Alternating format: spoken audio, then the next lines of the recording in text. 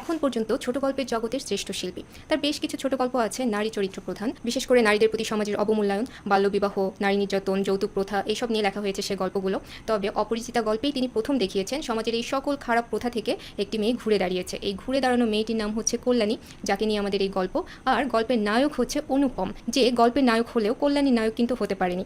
আশা করি এই গল্পটি তোমরা সবাই পড়েছো এবং বিষয়গুলো সবাই জানো। এর মধ্যে আজকে আমরা গল্পের খুঁটিনাটি কিছু বিষয় আলোচনা করব এবং গুরুত্বপূর্ণ কিছু লাইনের ব্যাখ্যাও দেওয়ার চেষ্টা করব।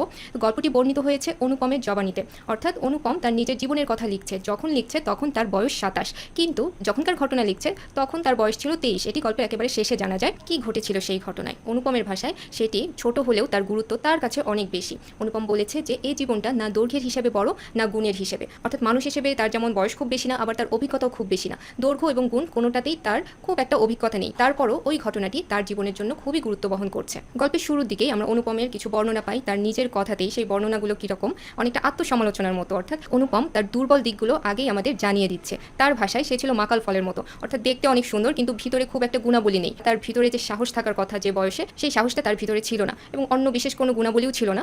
এই কারণে তার শিক্ষকরা তাকে বলতো মাকাল ফল, অর্থাৎ শুধু দেখতেই যে বাইরে থেকে সুন্দর, ভিতরে তার কোনো মেধা নেই। এরপরে সে তার পরিবারের কথা বলেছে, তার বাবার কথা বলেছে। তার বাবা উকিল ছিলেন এবং খুব অল্প বয়সেই তিনি প্রচুর টাকা রোজগার করে মারাও গিয়েছেন এবং মারা যাওয়ার পর মায়ের হাতেই সে মানুষ হয়েছে। এবং তার মা গরিব ঘরের মেয়ে ছিলেন বলে হঠাৎ করে বড়লোক হওয়ার বিষয়টা সহজে ভুলতে পারেন না। এই জন্য এখানে একটা কথা আছে তার, যে মা গরিব ঘরের মেয়ে, তাই আমরা যে ধনী এ কথা তিনিও ভুলেন না, আমাকেও ভুলিতে দেন না। শিশুকালে আমি কোলে কোলেই মানুষ বোধ করি, সেই জন্য শেষ পর্যন্ত আমার পুরোপুরি বয়সী হইল না। অর্থাৎ অনুপম বেশ আদর যত্নে মানুষ, অনেক আহ্লাদ দিয়ে তাকে মানুষ করা হয়েছে এবং এই কারণে সে ঠিক পরিণত মানুষ হতে পারেনি। এতটা আদর যত্নে সে বড় হয়েছে, দুঃখ কষ্ট তাকে খুব একটা ফেস করতে হয়নি, যে কারণে সে একটু নরম সরম এবং তার মধ্যে কোনো পরিণত বিচক্ষণতা নেই। এরপরেই আছে তার মামার প্রসঙ্গ, যে তার আসল অভিভাবক মামা। এই মামা অনুপমের চেয়ে মাত্র 6 বছরের বড় ছিল, কিন্তু সে ছিল অনেক পরিণত, অনেক বেশি বৈষয়িক। কাজে পুরো সংসারটাকে সে একদম অভিভাবকের মতো আগলে রেখেছে। এতটাই আগলে রেখেছে যে এখানে একটা কথা আছে, ফলগুর বালির মতো তিনি আমাদের সমস্ত সংসারটাকে নিজের অন্তরের মধ্যে শুষিয়া লইয়াছেন, তাহাকে না খুঁড়িয়া এখানকার এক গণ্ডুষো রস পাইবার জো নাই। ভারতের খুব বিখ্যাত একটা নদী আছে ফলগু নদী, যার উপরে বালির আস্তরণ এবং ভিতর দিয়ে পানি প্রবাহিত হয়।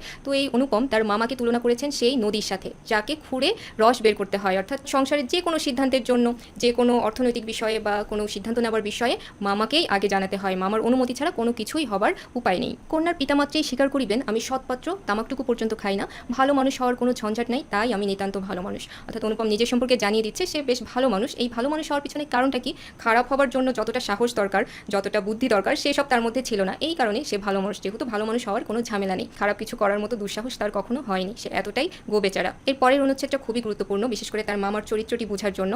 মামার চরিত্র কিন্তু এই গল্পের জন্য খুবই গুরুত্বপূর্ণ। মামাই আসলে গল্পের মোড়টি ঘুরিয়ে দিয়েছে। হয়তো মামা এরকম না হলে গল্পটি রোমান্টিক গল্প হলেও হতে পারতো, কিন্তু সেটি কেন হলো না, মামা কেমন মানুষ আসলে, এই অনুচ্ছেদে সেই অংশটা আছে। যে অনেক বড় ঘর থেকেও অনুপমের বিয়ের সম্বন্ধ এসেছিল, কিন্তু তার মামা রাজি হয়নি, কারণ ধনীর কন্যা তার পছন্দ নয়। আমাদের ঘরে যে মেয়ে আসিবে সে মাথা হেট করিয়া আসিবে, এই তিনি চান। অথচ টাকার প্রতি তার আসক্তি তার অস্থিমজ্জায় জড়িত। তিনি এমন বেহাই চান যাহার টাকা নাই, অথচ যে টাকা দিতে কসুর করিবে না। অর্থাৎ মামা কিন্তু বেশ লোভী একজন মানুষ, অথচ ধনীর কন্যা তিনি অনুপমের বউ হিসেবে আনবেন না। কারণ ধনীর মেয়ে তো আত্মসম্মান থাকবে, তার সাথে বড় গলায় কথা বলা যাবে না, তাকে ধমক দেওয়া যাবে না, তাকে শোষণ করা যাবে না।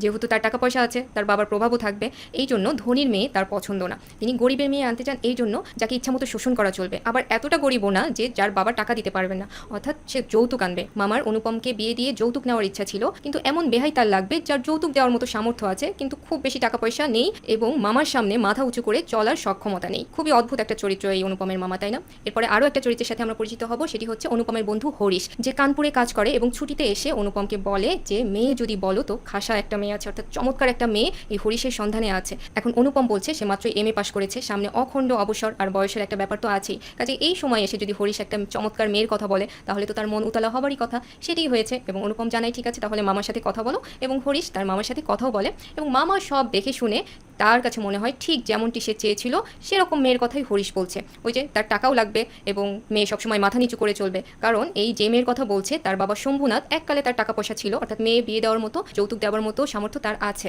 কিন্তু বিশেষ কোনো ধন সম্পত্তি নেই যে ধন সম্পত্তির বলে সে মামার সাথে উঁচু গলায় কথা বলবে, যাকে ওই ইচ্ছা মতো শোষণ করা চলবে। সব দেখে শুনে তার মামা রাজি হতেই যাচ্ছিল, কিন্তু একটা বিষয়ে তার একটু মন খারাপ হলো, কারণ মেয়ের বয়স 15। সে চিন্তা করলো বংশে তো কোনো দোষ নেই, কেন এখানে 15 বছর বয়সে মামা বিয়ে হয়নি দেখে অবাক হলো। কারণ তোমাদের চিন্তা করতে হবে ওই সময়ের কথা, যখন 8-9 বছর বয়সে মেয়েদের বিয়ে দেওয়ার নিয়ম ছিল। তো ওই সময়ের প্রেক্ষাপটে 15 বছর বয়সের একটা মেয়ের এখনও বিয়ে হয়নি, এটা কিন্তু বেশ চিন্তার বিষয় মামার কাছে। নিশ্চয়ই বংশে কোনো দোষ আছে যে কারণে মেয়ের বিয়ে হচ্ছে না, কিন্তু আসলে তেমন কোনো দোষ নেই। হরিশ জানায় যে আসলে মেয়ের বাবা মেয়ের যোগ্য বর পায়নি বলে মেয়েকে বিয়ে দেয়নি। অর্থাৎ এইখানে মেয়ের বাবার চরিত্র সম্পর্কে কিছুটা ইঙ্গিত পাওয়া যাচ্ছে যে যেন তেন ছেলে হলেই তিনি তার মেয়েকে তুলে দিবেন না। এ বিষয়ে তার ধনুক ভাঙাপন, যে কারণে বলা হচ্ছে যে মেয়ের বাপ সবুর করছেন কিন্তু মেয়ের বয়স সবুর করছেন না। অর্থাৎ কন্যার পিতা অপেক্ষা করছেন যে যোগ্য বর তিনি খুঁজে পাবেন, কিন্তু মেয়ের বয়স তো থেমে থাকছে না, মেয়ের বয়স পার হতে হতে 15 হয়ে গেছে। তো যাই হোক, হরিশ খুব ভালো বর্ণনা দিতে পারে, যে কারণে এখানে একটা কথা আছে যে হরিশের সরস রসনার গুণ আছে, মামার মন নরম হইল। অর্থাৎ হরিশ খুব সুন্দর করে যুক্তি দিয়ে মামাকে বোঝাতে সক্ষম হয়েছে এবং মামাও রাজি হয়েছে, এবং কন্যাকে আশীর্বাদ করার জন্য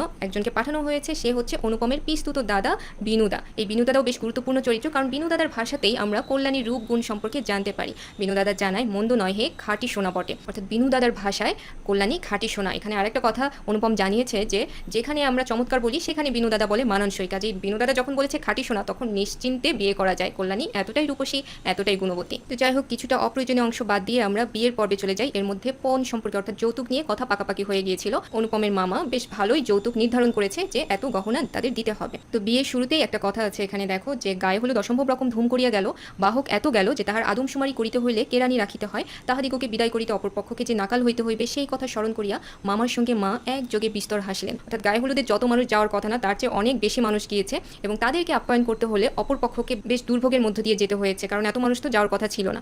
এই বিষয়টা চিন্তা করে মামা এবং মা দুজনই বেশ আমোদ পাচ্ছেন। অর্থাৎ বোঝাই যাচ্ছে যে অনুপমের মা এবং মামা দুজনই বেশ নিচু মানসিকতার মানুষ।